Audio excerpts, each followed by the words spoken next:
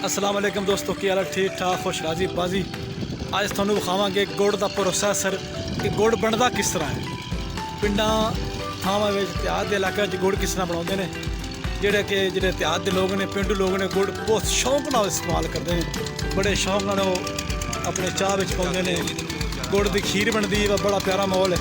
तुहानूं विखाउने जनाब मुकम्मल प्रोसैसर।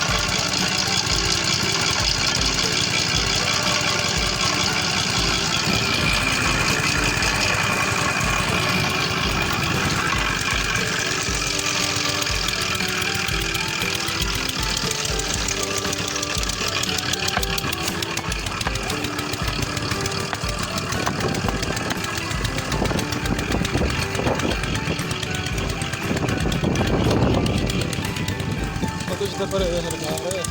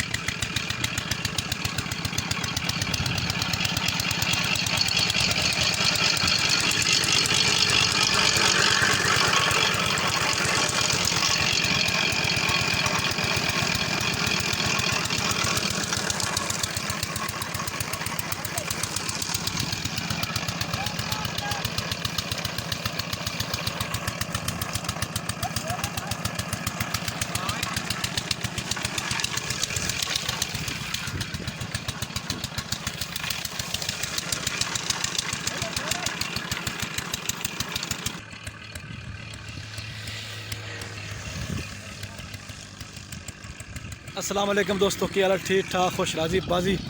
अज तुहानूं विखावांगे गुड़ का प्रोसैसर कि गुड़ बनता किस तरह है।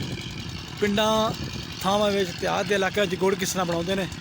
जेह्ड़े देहात के लोग ने पेंडू लोग ने गुड़ बहुत शौक नाल इस्तेमाल करते हैं, बड़े शौक नाल अपने चाह विच पाउंदे ने। गुड़ की खीर बनती है, बड़ा प्यारा माहौल है। तुहानूं विखाउने जनाब मुकम्मल प्रोसैसर।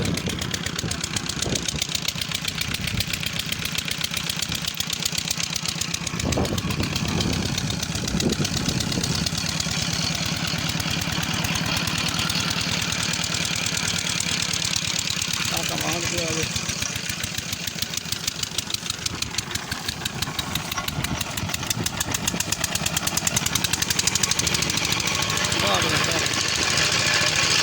आज